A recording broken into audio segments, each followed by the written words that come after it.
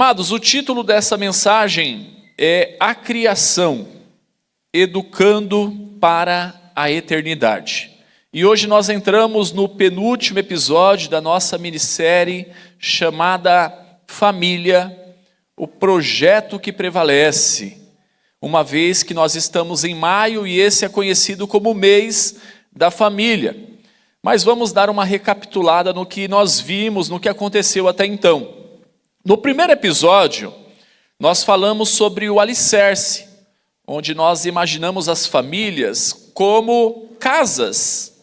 E nós refletimos se essas edificações, se elas são edificadas sobre a rocha ou sobre a areia. E nós vimos que somente tendo Cristo como a rocha que sustenta as nossas famílias, desfrutando de um relacionamento pessoal e íntimo com Ele, em obediência à sua palavra, é que nós podemos prevalecer diante das adversidades da vida. E nós vimos que para isso acontecer, não adianta a gente estar no piloto automático, que não acontece. Tem que ter uma intencionalidade, o cultivo no seio familiar de um ambiente que proporciona devoção. Se a gente não preparar o ambiente para a devoção, não acontece. Na semana passada, nós falamos sobre a raiz das famílias, isso é, o casamento entre o marido e a mulher. E nós vimos que quando a raiz é saudável, a tendência é que a árvore seja frondosa e frutífera, isso é, a família. E assim vai resultar numa família forte, consequentemente, em uma sociedade forte. E uma raiz saudável, nós vimos que é aquela que tem Cristo no centro. Isso é, onde um marido ama a sua mulher com amor sacrificial, uma vez que Cristo é o modelo, e ele viveu isso em prol da igreja, e uma mulher que respeita e se sujeita ao marido como ao Senhor. E ambos vivem essa dinâmica no temor de Cristo. E foi isso que nós vimos. Nós vimos que o propósito último do casamento não é ser feliz. Porque muitas vezes esse é o nosso anseio. Para que você se casa? Para ser feliz. E nós vimos que nós que somos cristãos, que compreendemos o que é uma aliança, o propósito último do casamento é refletir a glória de Deus, é a realidade do amor de Cristo para com a sua igreja.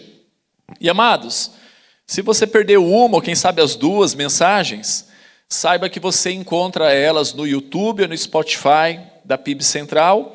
E hoje nós vamos refletir sobre a criação de filhos, sobre a educação com viés na eternidade. Aí talvez você vai falar assim, puxa vida, acho que eu estou no mês errado na igreja, porque semana passada eu vim, falou de casamento, eu não sou casado e nem penso em casar, nem sei quando isso vai acontecer, e hoje falou de filho, nem filho eu tenho. Calma, se você não é pai ou mãe e nem pensa em ser, fique tranquilo que esse assunto também diz a seu respeito, uma vez que nós somos filhos. E eu vou além. Como igreja que somos, nós somos chamados de família espiritual e nós precisamos ensinar uns aos outros no seio comunitário. E esse ensinamento ele acontece na dinâmica da vida. Sempre que alguém se achega, sempre que alguém nasce de novo, que a pessoa recebe a Cristo, amado, sabe de quem que é a responsabilidade de cuidar dessa pessoa? Nossa, então nós precisamos educar esse nos caminhos do Senhor. Toda vez que alguém se abre e recebe a Cristo como seu único e suficiente Senhor e Salvador, lá pelo papo que Jesus teve com Nicodemos, esse aí nasceu de novo. Ele é um bebezinho, ele vai precisar ser ensinado, ele vai precisar ser instruído, e a responsabilidade é nossa. Nós não ensinamos apenas os nossos filhos de sangue, mas a riqueza da família da fé é que nós temos filhos espirituais também. Nós instruímos esses no caminho do Senhor. Isso é o discipulado. Discipulado não são 7, 8 encontros. Discipulado é uma vida, até que ele venha. Deuteronômio 6, versículos 4 a 9. Abra aí a sua Bíblia, acesse a sua Bíblia, ou então acompanhe na projeção. Diz assim a palavra do Senhor: Escute, Israel, o Senhor nosso Deus é o único Senhor. Portanto, ame o Senhor seu Deus de todo o seu coração, de toda a sua alma e com toda a sua força. Essas palavras que hoje lhe ordeno estarão no seu coração. Você as inculcará a seus filhos, e delas falará quando estiver sentado em sua casa, andando pelo caminho, ao deitar-se, ao levantar-se. Também deve amarrá-las como sinal na sua mão, e elas lhe serão por frontal entre os olhos. E você as escreverá nos umbrais de sua casa e nas suas portas. Amém. Amados, o livro de Deuteronômio, ele enfatiza a aliança de Deus com o povo de Israel, tendo como coração desse livro os 10 mandamentos. Na verdade, a repetição dos 10 mandamentos. Esse texto que nós acabamos de ler, ele se encontra logo a seguir, logo depois do Decálogo, que são os 10 mandamentos. E ele faz parte do segundo discurso de Moisés. Esse discurso de Moisés, esse segundo, ele inicia lá no finzinho do capítulo 4 e vai até o final do capítulo 26. E esse é o segundo discurso de Moisés. Mas é muito interessante isso. Porque Moisés aqui ele já havia sido informado por Deus que ele não entraria na terra prometida. Moisés já tinha sido informado. Deus chamou ele para poder tirar o povo lá do Egito, para conduzir eles à terra prometida, mas Deus falou para ele em dado momento: Moisés, você não vai mais. Deus ainda colocou um docinho na boca dele, fez ele subir no monte, falou: dá uma olhada aí, tá vendo aí? Você não vai não, você não vai entrar. E para o seu lugar eu escolhi Josué. Então Josué que vai continuar essa missão. E por que isso aconteceu? Moisés, ele poderia muito bem chegar para o povo, já que Deus falou assim: Moisés, você não vai? Então falar assim para o povo assim: bom, eu não estou nem aí mais com vocês. Porque vocês são os culpados, que eu fiquei tão irado, e aí eu tinha que ir lá e só encostar na rocha para poder sair a água, mas eu estava tão bravo com vocês, que eu dei foi 2 pauladas lá, e por conta disso Deus ficou nervoso comigo, e falou: você não vai mais, porque isso aconteceu lá em Meribá. Mas amados, isso está lá em Números 22 ao 13, mas não é isso que Moisés fez, não, pelo contrário, mesmo dizendo para eles que eles eram culpados, porque Moisés fez questão de dizer, falou: culpa de vocês, está lá em Deuteronômio 1:37. Ainda assim ele proferiu grandes e longos discursos. Se a gente pegar o livro de Deuteronômio, eles são praticamente compostos aí com os discursos de Moisés, salvo lá no finzinho. Então ele fez ali pelo menos 4 discursos, né? É o que aparece lá nos títulos lá da Bíblia. E o que a gente aprende? Mesmo ele estando bravo com o pessoal, ele já perdoou, porque ele amou eles até o fim, ele instruiu eles até o fim. Moisés se importou com esse povo. Amados, e hoje eu quero convidar vocês a olharmos para esse texto inicial que lemos, a partir de 3 pontos, extraindo daqui princípios que nos ajudarão a viver a palavra de Deus e a transmiti-la com fidelidade. E o primeiro ponto, eu chamo de o fundamento da educação. Quem é o Deus que adoramos? Versículo 4, escute Israel, o Senhor nosso Deus é o único Senhor. Bom, esse primeiro versículo lido, ele é chamado de Shema. É uma palavra em hebraico que significa ouvir. Porque dependendo da versão vai falar, ouça, ó Israel. Na NAA é traduzido por escute. E aqui é a declaração fundamental da fé de Israel. Os judeus religiosos, até hoje, eles repetem essas palavras no seu momento de culto a Deus. Ouça, ó Israel. Amados, a Shema significa ouvir com atenção redobrada. Isso significa ouvir com atenção redobrada. Sabe quando o pastor está pregando? Ou quando você está assistindo uma aula? E aí daqui a pouco você já viajou, né? Você já está longe, já está imaginando outras coisas, pensando na semana. E aí de repente a pessoa começa a perceber que você está longe. E a pessoa diz assim, presta muita atenção nisso que eu vou dizer para vocês agora. Aí, opa, voltei de novo. É isso. Essa é a essência. Está lá Moisés falando um monte de coisa e daqui a pouco ele fala assim, ouça, ó Israel, presta atenção, escutem com atenção redobrada isso que eu vou falar para vocês. Então é isso que está acontecendo aqui. Amados, contudo, a fidelidade ao único Deus, ela precisa partir daquele que ensina, dos pais que se colocam como referência em obediência. Amados, se Deus, ele não ocupar a centralidade da casa e da família, mas ele se resumir a simplesmente um momento na agenda, então aqueles que veem e ouvem para depois obedecer, eles vão assimilar que não é bem assim, que não é literal.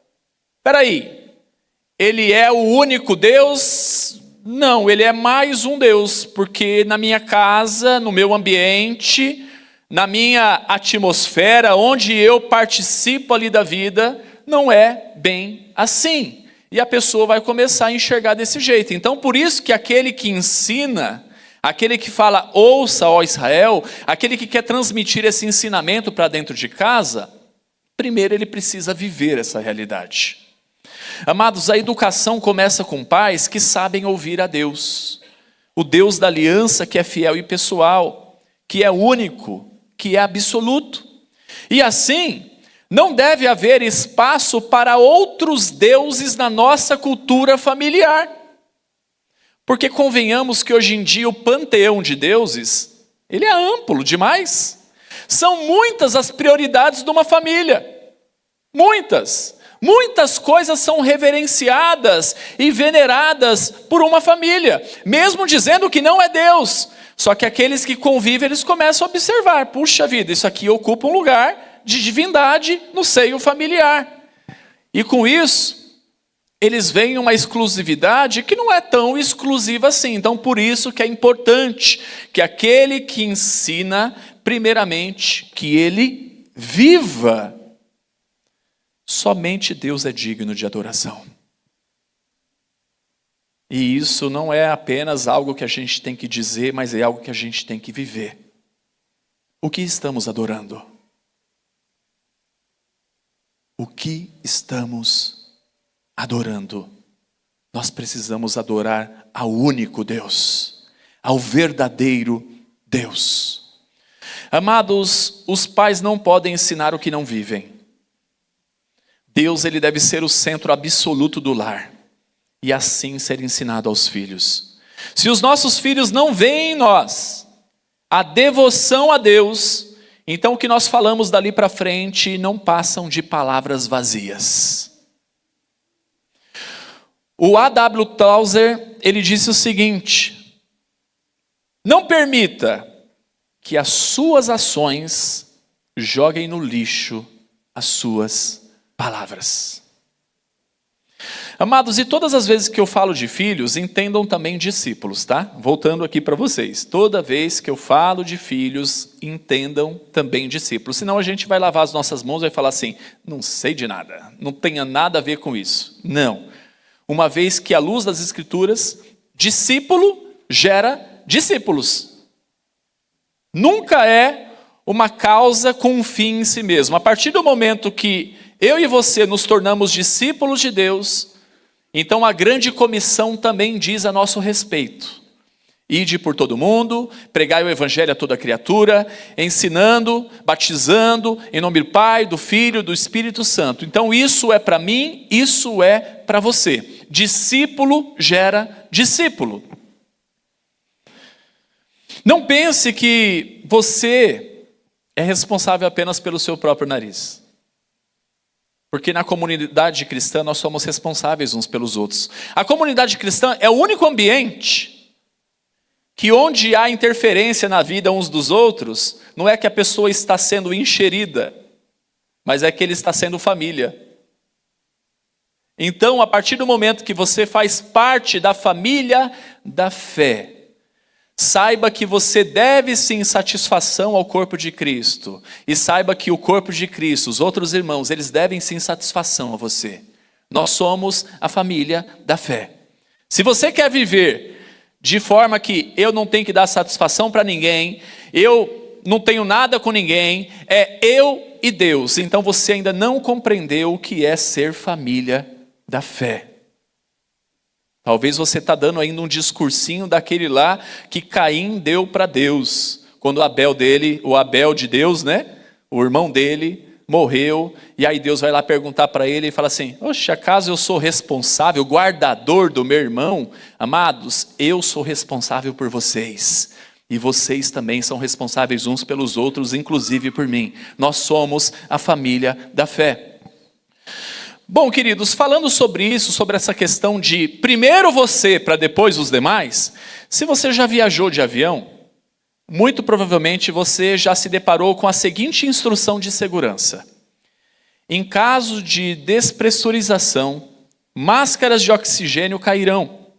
Coloque primeiro em você e depois auxilie a criança ao seu lado. Ou seja, se o adulto desmaiar por falta de ar, o que vai fazer com que ele morra, a criança do lado também vai morrer. Primeiro você e depois quem está perto de você.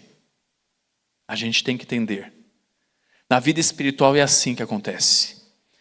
Pais espiritualmente sufocados, que não leem a Bíblia, que não oram, que não conseguem fazer muita coisa assim nessa vida devocional, eles também não podem fazer muito pelos seus filhos. Porque aquela máxima de faça o que eu digo e não faça o que eu faço, não funciona. Nós só podemos fazer alguma coisa pelos nossos filhos, pelos discípulos novos, a partir do momento que a gente faz primeiro por nós. É assim que funciona. O despertamento espiritual dos filhos, ele começa pelo despertamento espiritual dos pais. Se não houver um despertamento espiritual primeiro em nós, a gente tem uma grande tendência de repetir quem nós somos, o que nós fazemos, o que nós falamos. Russell Moore, no livro A Família em Meio à Tormenta, ele disse o seguinte: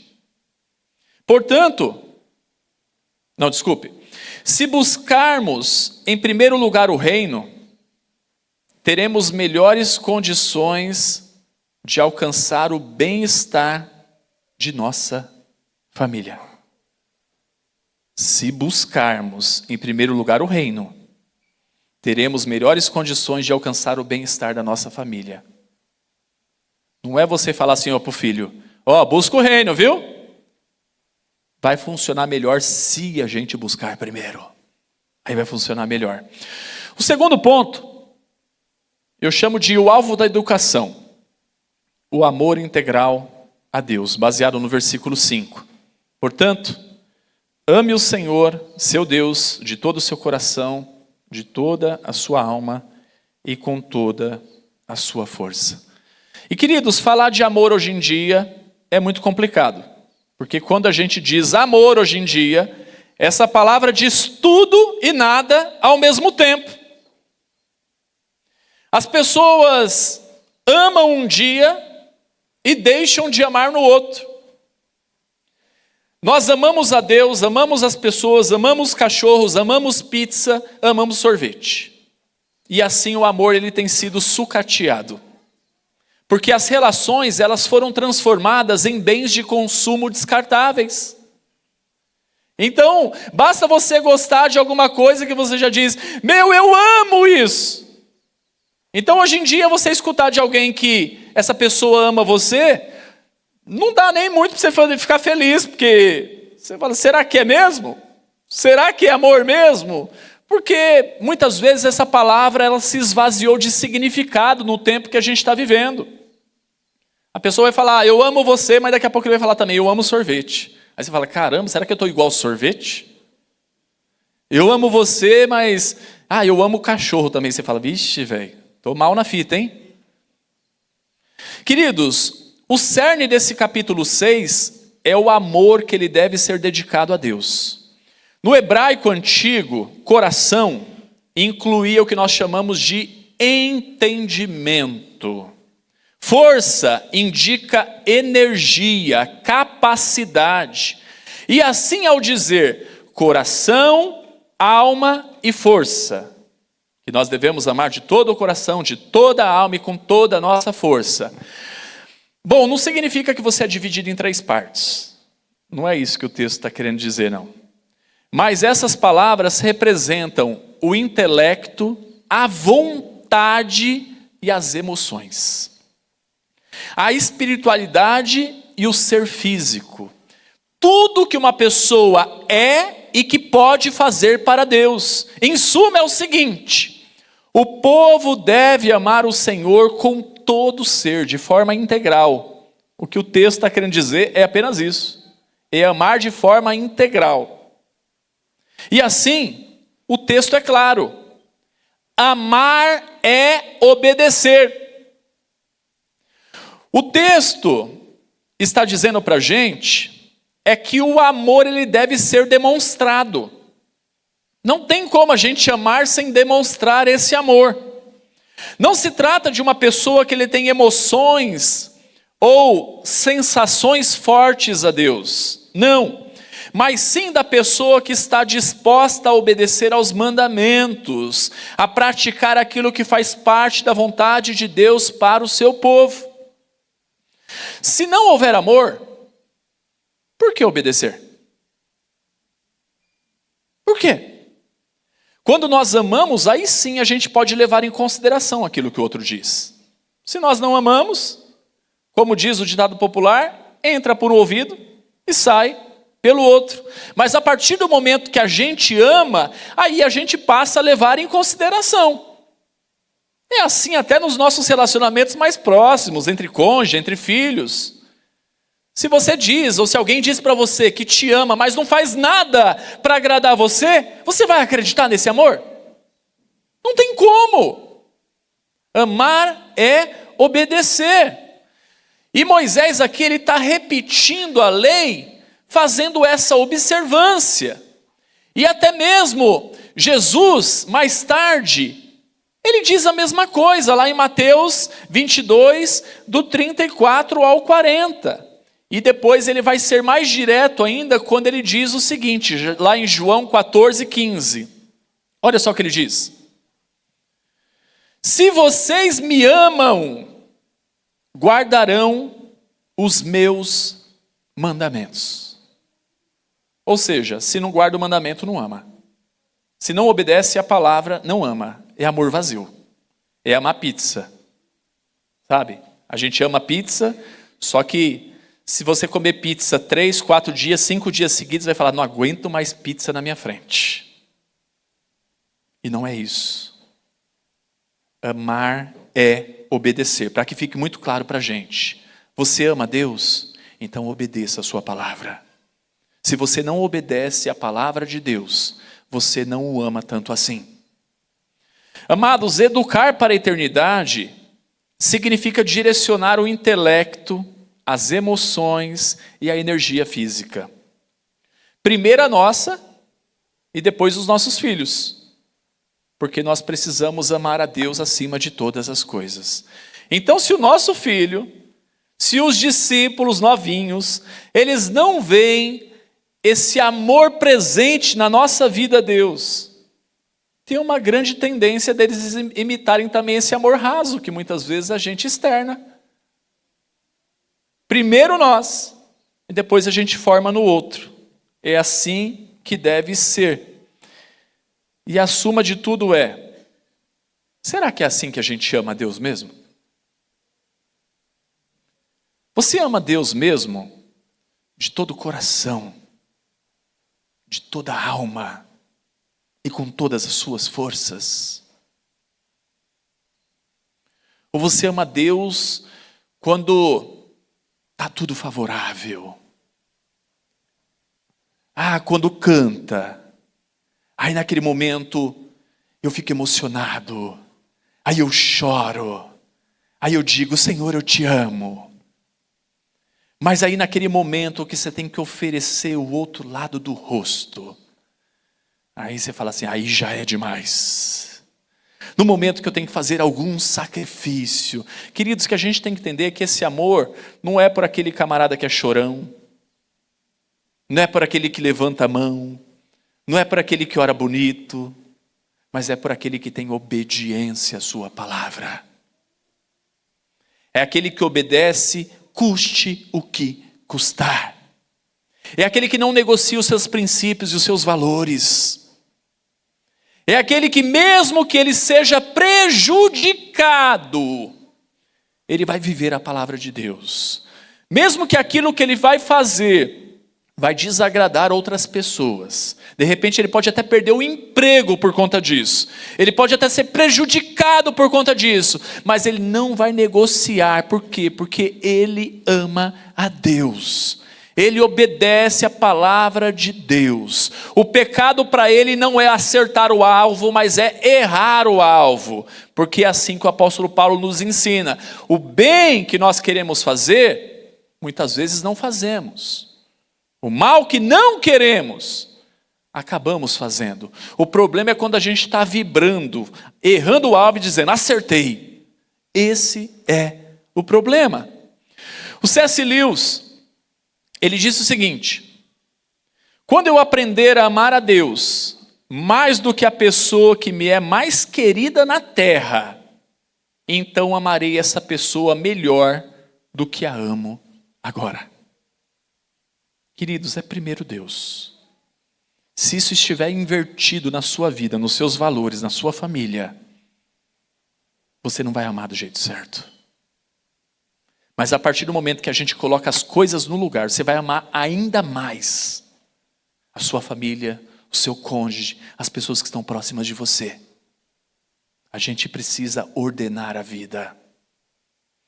O terceiro e último ponto, o método da educação, intencionalidade e constância, versículos 6 a 9, que diz, essas palavras que hoje lhe ordeno estarão no seu coração. Você as inculcará a seus filhos, e delas falará quando estiver sentado em sua casa, andando pelo caminho, ao deitar-se, ao levantar-se. Também deve amarrá-las como sinal na sua mão, e elas lhe serão por frontal entre os olhos, e você as escreverá nos umbrais de sua casa e nas suas portas. Essa é a responsabilidade, essa é a intencionalidade e constância que nós precisamos ter.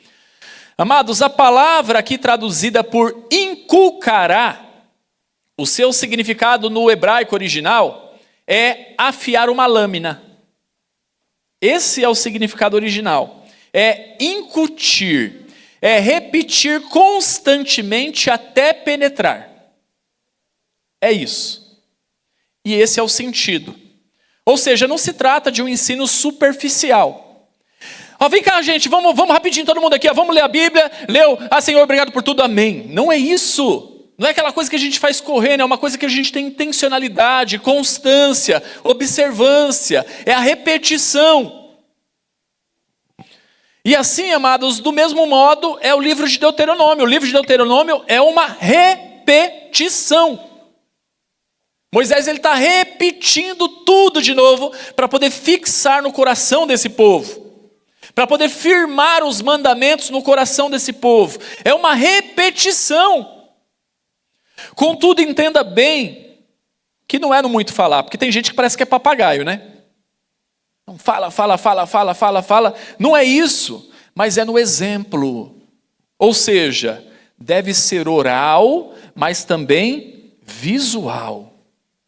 É alguém que com intencionalidade coloca sempre em pauta a palavra de Deus, sim, mas que procura viver de acordo com ela. Então é isso. O Tim Keller, ele disse o seguinte, a família é o lugar onde o evangelho precisa ser mais vivido do que falado. Amados, nós precisamos repetir com grande frequência. Isso é, o que é repetir com grande frequência? Falando e vivendo, vivendo e falando. E então nós estaremos inculcando a palavra do Senhor nos corações a partir de um amor genuíno que ocupa um lugar de honra em nossas vidas e nos nossos lares. Então não basta apenas ficar falando, é falar e viver, é viver e falar. Esse movimento ele tem que ser alternado. A pessoa precisa de ouvir, mas de também enxergar. Os dois pares opostos que aparecem no texto, sentado e andando, deitar-se e levantar-se. O que está sugerindo isso? Está sugerindo que é a qualquer hora e em qualquer lugar ou atividade. Não tem lugar certo. Está falando, se estiver sentado na sua casa, partilhando de uma refeição, assim, se estiver andando pelo caminho, quando você vai deitar no findar da noite, quando você acorda logo de manhã, e é isso que Moisés está falando aqui. O ensino da Shema, ele devia ser transmitido às crianças por meio de constante repetição, para que nunca fosse esquecido. Até porque naquele tempo ainda não tinha a palavra acessível na mão de todo mundo. E amados, lá em Lucas 6,45 vai nos ensinar que a boca fala do que o coração está cheio. Então quando a gente fala muito da palavra, quer dizer que a gente vai estar se enchendo da palavra. Então pais, se encham de Deus. E assim, naturalmente, esse vai ser o papo na casa. Sentado, andando, ao findar da noite e ao amanhecer. Mas para isso a gente tem que se encher da palavra. Falar da palavra não deve ser uma atividade, deve ser a atmosfera que nós vivemos, deve ser a nossa realidade. Amados, olhemos para os nossos dias, para dentro do nosso lar, para as mesas postas, para as refeições junto dos nossos. Para o tempo que nós passamos muitas vezes no caminho. Sabe onde que é o caminho hoje em dia? É no carro. O quanto a palavra de Deus está presente? Está presente a palavra de Deus? Amados, o discipulado ele acontece na vida cotidiana. E não apenas no templo. Então hoje em dia, a gente passa muito mais tempo no trânsito, ainda mais na realidade que a gente vive. Essa semana, eu moro aqui se der, dá 3 quilômetros aqui da igreja. Eu demorei 45 minutos para poder chegar aqui de carro. Era mais fácil ter deixado o carro e ter vindo a pé. 45 minutos. Hoje em dia a gente passa muito mais tempo no trânsito, levando os filhos para a escola, para o futebol, para o inglês, para alguma atividade qualquer que seja. E acontece que muitos pais, eles transformam o carro em um ambiente de silêncio, onde cada um fica no seu próprio celular, ou usa um tempo apenas para poder cobrar notas da escola. Sai lá o filho da escola, e aí, como que foi? Não sei o que lá, isso, aquilo, bababá. E às vezes usa muito mal o tempo, porque eu entendo que esse é o caminho contemporâneo, porque é onde a gente passa muito tempo hoje em dia, ainda mais aqui na nossa realidade. Esse é o caminho moderno. Amados, que venhamos usar o tempo no trânsito para ouvir o que aconteceu no dia deles.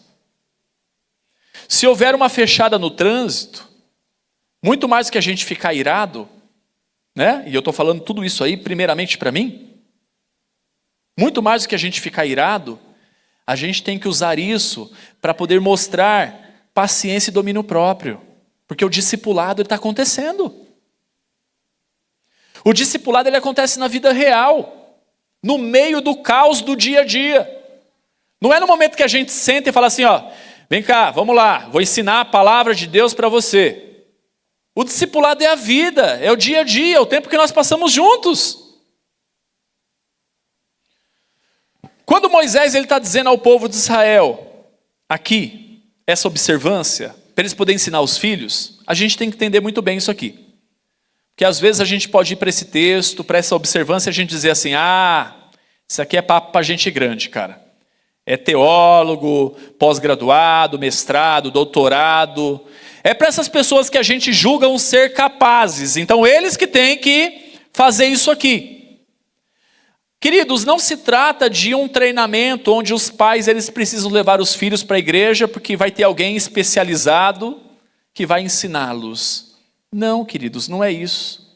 O que Deus está dizendo aqui nas entrelinhas é que todos os pais possuem capacidade para transmitir os mandamentos de Deus aos seus filhos.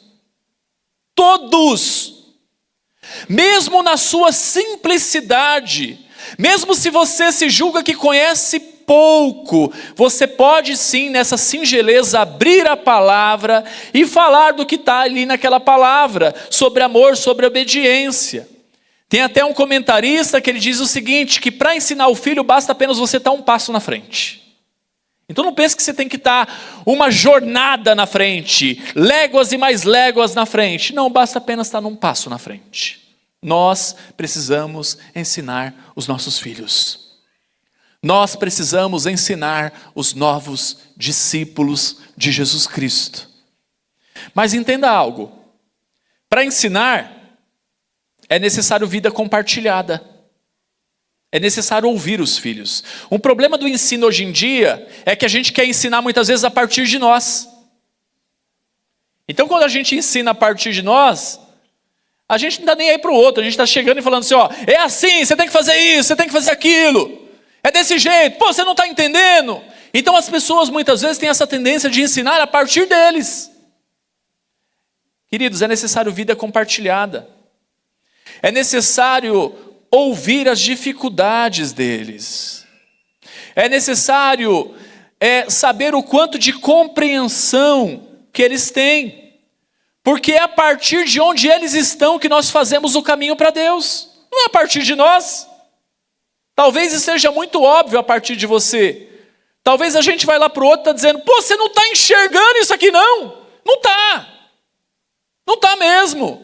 Você tem que fazer o caminho, é dele para Deus, não é de você para Deus. Se até Cristo, porque Cristo ele poderia simplesmente falar, e é feriado, ele falou, a gente obedece. Mas ele não faz isso. Ele ensina a gente a orar, a pedir. Então se até ele nos ensina, ele se preocupa com a gente, ele quer nos ouvir, quem somos nós para não ouvir aqueles que nós queremos ensinar? Às vezes o ensino não está sendo eficaz porque a gente não está ouvindo os clamores da alma dos nossos filhos, dos mais novos. Não tem como ensinar com eficácia sem aproximar o coração. E na continuidade do texto, que nós não lemos, você pode ler depois, lá no versículo 10, o que a gente vai ver com esse texto, se você continuar a leitura, é que o povo está sendo conduzido para tomar posse da terra prometida. E aí, Moisés aqui está exortando o povo para que quando acontecer, quando você chegar lá, quando tomar a terra prometida, não afrouxa não, tá? Continua obedecendo, continua ensinando, continua inculcando. E sabe por quê, queridos? Porque a gente tem uma tendência de afrouxar quando tudo está bem. Agora eu vou descansar, agora eu relaxei. Um lugar que a gente mais baixa a guarda é no lar. E na verdade, se a gente não tiver intencionalidade, a gente não pode abaixar a guarda nunca. Nunca! E Deus está advertindo severamente eles para não cometerem idolatria, porque quando a gente baixa a guarda, a gente tem uma grande tendência de substituir os deuses, a importância. O que importa para mim agora? Não, agora é isso aqui é o alvo da minha vida. Agora é aquilo. Se eu não tiver isso, eu sou a pessoa mais infeliz do mundo. Idolatria. Idolatria. E o que Moisés está falando aqui para eles é o seguinte, continuem obedecendo, continuem inculcando, porque se vocês baixarem a guarda, se vocês deixarem de obedecer, vocês serão destruídos. Amados, o propósito era de que quando no futuro as próximas gerações questionassem acerca dos estatutos, que eles pudessem contar a história deles para o povo. E qual que era a história deles que está dizendo no texto? A gente estava lá no Egito, a gente era escravo, Deus nos libertou, Ele nos conduziu pelo deserto, Ele fez milagres e maravilhas na nossa vida e a gente está aqui. E que isso fosse contado de geração a geração, e assim estaria sendo transmitido o mandamento, o amor, a devoção, e assim isso não se perderia. Então por isso que é tão importante a gente falar da palavra de Deus, para que não venha se perder essa riqueza. Nunca a palavra vai ser ultrapassada, nunca a palavra vai estar presa apenas a algo que aconteceu lá no passado. A palavra de Deus, ela se atualiza, ela é viva, ela é eficaz, ela fala hoje, ela fala para os nossos dilemas, ela fala para os nossos problemas, ela traz respostas para o tempo presente. Se a gente pega um livro qualquer, a gente vai ver que fala assim, pô, olha só como que era o contexto naquela época. Isso não acontece com a palavra. Por mais que apresente uma cultura antiga, essa palavra fala aos nossos corações hoje. A Bíblia é o único livro que a gente tem a possibilidade de ler na presença do autor. E essa é a riqueza da palavra de Deus. E é por isso que a gente tem que fazer, sim, essa observância, trazer para a nossa mente, encher o coração para que seja sempre presente. Pense o seguinte, até para poder ficar um pouquinho mais claro. Como que o Instagram, o YouTube, o TikTok, eles sabem exatamente o que nós ou os nossos filhos gostam? Pela repetição e o tempo de tela. O algoritmo, ele alimenta a mente deles e a nossa baseado naquilo que a gente mais vê. Então você pode perceber, se você se interessa por uma coisa lá no YouTube, no TikTok, no Instagram, ele só vai começar a mandar aquilo para você. É o algoritmo. Ele vai entender que você quer aquilo e começa a mandar mais disso. O mundo, ele gasta bilhões de dólares criando algoritmos para prender a atenção das pessoas e moldar os seus valores. Amados, a Shema é o algoritmo de Deus. Se os pais não criarem um algoritmo santo dentro de casa, repetindo a palavra no café, no almoço, no jantar, o algoritmo do mundo vai direcionar o coração deles para longe de Deus. Nós precisamos ter essa intencionalidade com o algoritmo. Quem está gastando mais tempo moldando a mente do seu filho? A Bíblia ou a tela do celular? É algo para a gente pensar.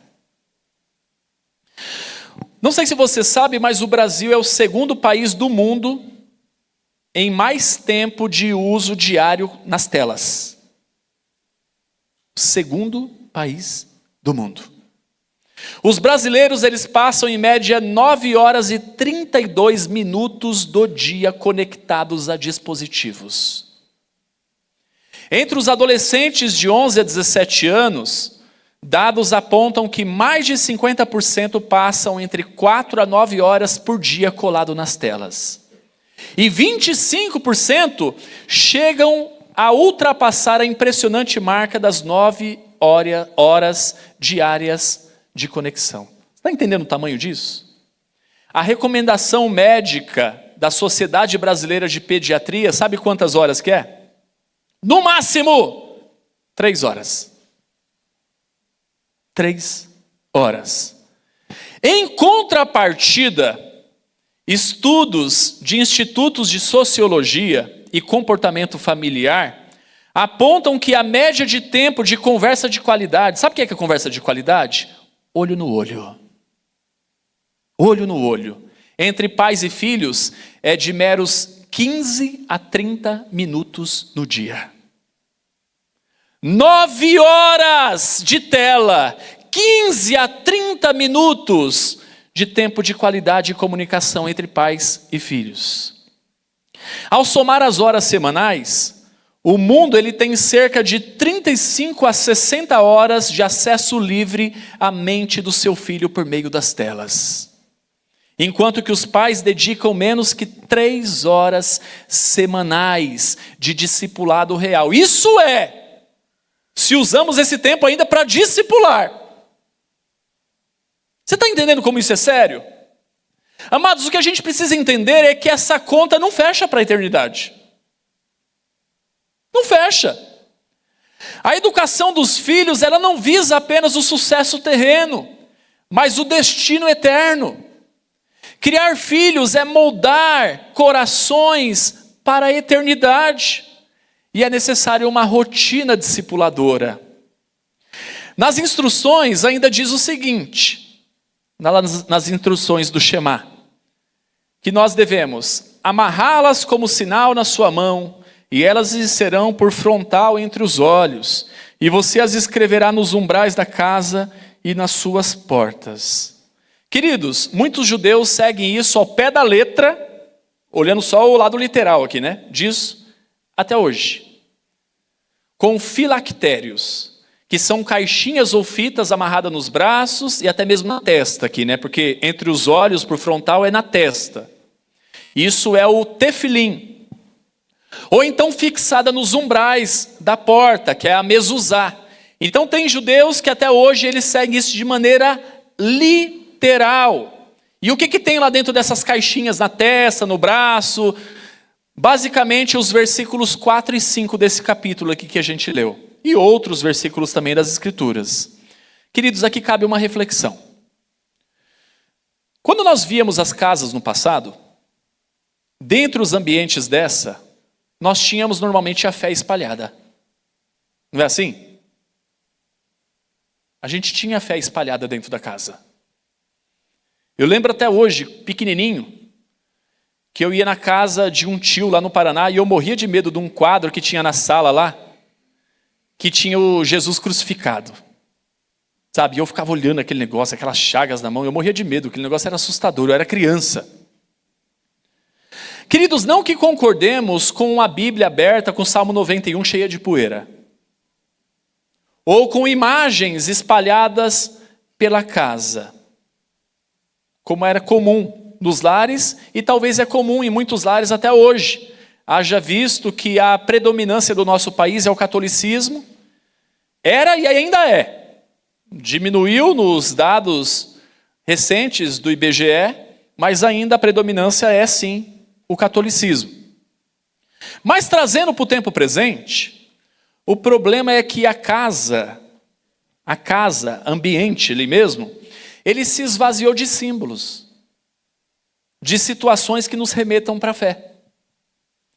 Ao invés de um versículo, nós temos muitas vezes contas presas nos ímãs da geladeira. Ou então a consulta que a gente vai ter, o exame que a gente vai ter, a lista de supermercado. Então, o que a gente olha muitas vezes à nossa volta é só coisa ainda para poder trazer preocupação. Não esquece disso aí, não. E se esvaziou de significado a casa, muitas vezes, alguma coisa que remeta para a fé. É ou não é assim? E acontece que o ser humano ele é muito visual. A sabedoria da instrução de Deus, ela tem um porquê, a gente precisa refletir sobre isso. Será que alguém, ao entrar em nossa casa, terá algo diante dos olhos dele que o remeta para a fé? Será que os nossos filhos, nos dias difíceis, eles podem bater o olho em algo dentro de casa e recobrar a confiança em Deus para poder prosseguir? Porque hoje em dia, a nossa casa, se entrar, você não sabe o que a pessoa crê às vezes. Não tem mais nada. Não tem símbolo mais nenhum. Não tem nenhum livro cristão ali em cima. Às vezes nem a Bíblia não tem.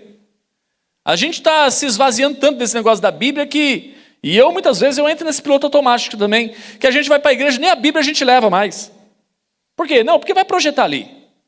Só que se vai projetar ali, e a gente não tem a Bíblia, será que a gente lê em casa? Ah, mas tem um aplicativo no celular. Só que o problema é o seguinte, não sei se já aconteceu com você. Às vezes os celulares eles vão lá e falam assim, tem alguns aplicativos aqui que você não usa há muito tempo, e aí para você apagar, para eliminar e liberar espaço no seu celular. Aí de repente qual que é o aplicativo que aparece ali? A Bíblia. Queridos, isso é sério. É necessário a visibilidade do Evangelho. As nossas ações e a nossa cosmovisão devem ser guiadas pela palavra de Deus. A cultura da nossa casa deve testemunhar publicamente sobre a soberania de Deus. A educação para a eternidade, ela exige pais transformados, amor radical, discipulado diário no lar. Se os pais não discipularem os seus filhos na verdade, o mundo os discipulará na mentira. Isso é sério. Eu quero encerrar com algumas perguntas para a nossa reflexão. Pais, se o seu filho reproduzir exatamente a vida espiritual que você tem hoje, sua rotina de oração, de leitura bíblica e de serviço, ele continuará frequentando a igreja no futuro ou quando ele for adulto? Deus, ele nos ordena a afiar, inculcar a palavra no coração dos filhos. Você tem sido o professor principal da fé deles? Ou você tem terceirizado essa função para professores do ministério infantil, da escola ou para o algoritmo do YouTube? Talvez alguns não tenham filhos, mas acontece que o mandamento da Shema não foi só para os pais, foi ouça, ó Israel. Então o mandamento foi para todos, a responsabilidade é comunitária. Então talvez você não tenha filhos, mas foi ouça, ó Israel. Nós somos a família da fé. Nós devemos compartilhar vida uns aos outros. Como membros desse corpo, as suas orações e o seu testemunho diário têm levado em conta a vida espiritual das nossas crianças e adolescentes da igreja? Você consegue citar pelo menos o nome de 3 crianças ou adolescentes que você ora toda semana por eles? Para que eles perseverem nos caminhos do Senhor? Amados, caso estejamos distante dessa vivência diária, é necessário arrependimento pelo tempo perdido ou pela negligência familiar. É necessário um sincero compromisso de resgatar o altar familiar e o devocional diário. Fale com o Senhor e busque ajuda no seio comunitário. Eu encerro com a frase do Paul Stevens, que ele disse o seguinte: famílias saudáveis são comunidades da aliança que se pertencem, não com base em acordos ou contratos, mas nos bons e maus momentos. Que Deus seja conosco nessa árdua tarefa.